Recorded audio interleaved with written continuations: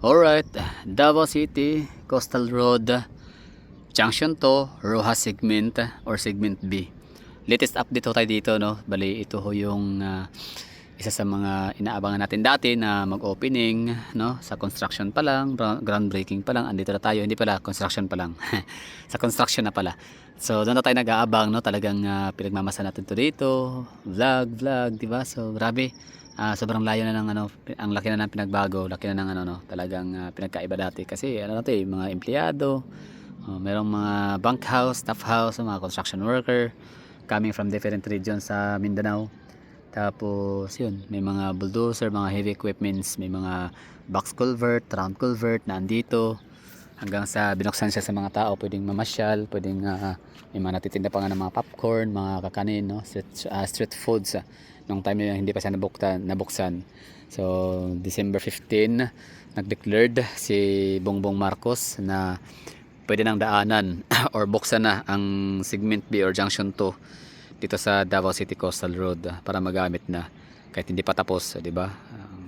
Anyway, so ito yung ano, ganap, di ba? Ganda ng ano, tulay, Coastal Road. Talagang pag dumadaan yung mga tao diyan, yung mga dayo, lalo na yung mga first timer, talagang may resemblance daw sa Singapore, may resemblance sa Australia, may resemblance sa saan ba, no? Japan at kung saan pang mga resemblance. Kasi ako di ko naman masabing tama o totoo yun, hindi ko siya ma-confirm kasi nga di pa naman ako galing, di pa nakapunta sa mga nabanggit ng mga lugar. So syempre once sa taga Davao ka, so normal days na lang natin or normal na lang sa atin, no, yung makakadaan sa ganitong kagandang pasilidad ng Coastal Road. So hindi na bago sa atin. Pero sa mga dayuhan talagang na-amaze sila. Amazing din naman talaga siya kahit ako, kahit ngayon amaze na amaze pa rin ako, no? Hindi na babago yun, yung amazing na view.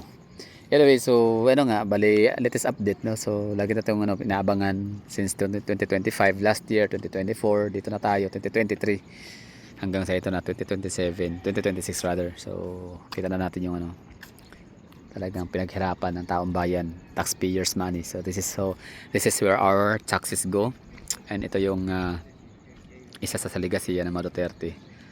Taxpayers money, pero bakit ba yung iba bang mga presidente nagdaan may ganito bang mga proyekto, no? Di ba? Siyempre wala, kaya hindi masasabing ligasiya nila, di ba? So ligasiya bilang pasasalamat din ng mga Pilipino. Ayan naman ang mga Duterte ganyan, ayan na lang maglagay ng mga plaque, ayan lang maglagay ng mga placard, mga pangalan, hindi lang ayan lang inuukit yung pangalan nila sa ano, sa mga proyektong hindi naman talaga napag-aari yung pera. O sila natatrabaho, napapatupad lang, nag-i-implement ganyan. Pero hindi sila ipal. Compared sa ibang mga lugar, lalo sa Bicol region, ako ang dami doon. Hindi lang sa Bicol region, buong ano, halos buong Pilipinas, and may nakalagay talaga karatula, I mean lapida na pangalan. So mga Duterte kasi may hiya, may dekadisa, trabaho nila yan, nagpahalal sila para magtrabaho, diba? Sinusuyo, nililigawan yung mga botante during election campaign, kasi nga gusto na magtrabaho, magserbisyo. So nung nasa ano na sila, talagang tinutupad yung yung kanilang pangako na ayusin ang syudad, at buong Pilipinas, at nangyari nga. Hindi nga lang, kulang nga lang 6 years, no, para kay Tata Digong. Anyways, ito yun, latest update dito sa Davao City Coastal Road Junction 2 roundabout. Latest update ito sa Coastal Road Segment B sa may Rojas extension. So nakatuwa, wala masyadong tao, no, na nagtatakbo dito. Time check tayo 7:47, pero walang taong masyadong naglalakad, dalawa lang. Siyempre ang init na rin kasi, no, kapag gusto mo mag-jogging dito, wag yung gatong oras kasi pwede kang ma-heat stroke. Alam naman natin na global warming, di ba? Dahil nga sa pagkasira ng ozone layer, no, panipis ang panipis, kaya hindi niya basta maiimit-imit yung ultraviolet rays. So, di ba? Science yan, anyway. Nagagamit din natin yun na pag-aralan natin ng grade 2. So hindi tayo mapagsabihan na parang hindi ka na grade 2. Nag-grade 2 tayo, kaya alam ko yun, yung mga ano yan, mga radicals, mga free radicals, mga ultraviolet rays, mga ganyan, no? Wait lang, okay. So alam natin yan. Anyway, so yun na nga, walang masyadong taong na nagja-jogging dito dahil nga sa ganong rason. Sobrang init nga naman. Ako ngayon nakatago ako sa lilim ng dahon ng ng mga punong kahoy dito, mga pananim. Pero syempre mas mainit dito kumpara dun sa sa Times Beach, palibasa kasi ang lugar to dito populated area, no? Maraming mga bahay. Pag marami kasi mga bahay, anong aasahan mo punong kahoy? Wala. Samantala sa may bandang Ecoland, SM area, ganyan. SM, saan pa? Coastal Road, basta doon na portion, Aplaya, di ba? So daming punong kahoy kasi konti lang yung bahay sa lugar. So may mga portion talaga, malaki talaga yung spasyo para sa mga tanim. Kaya nagbibigay ng lamig, yun ang hangin. So dito hindi masyado. Tas maganda, basta maganda ang mas gusto ko yung sa Junction 1, sa may Coastal Road, sa may Junction 1, sa may Bago Aplaya man, I mean Dato Bago, or doon man sa may Times Beach. Tas mas picture perfect pa yung view. Anyway, so dito lang ha, upload natin to dito. Tapos ang bubuksan pala na Junction 3, ito yon sa unahan. So hindi natin siya kayang lakarin, layo niyan. Ang distansya naman nito papuntang asan ba? Santa Ana ay nasa ano yata 4-3. Ay, hindi ko na alam, basta hayaan nyo na, basta mahalaga ay nakapag-vlog ako dito. Kaya na bahala maghanap diyan kung ilang kilometro.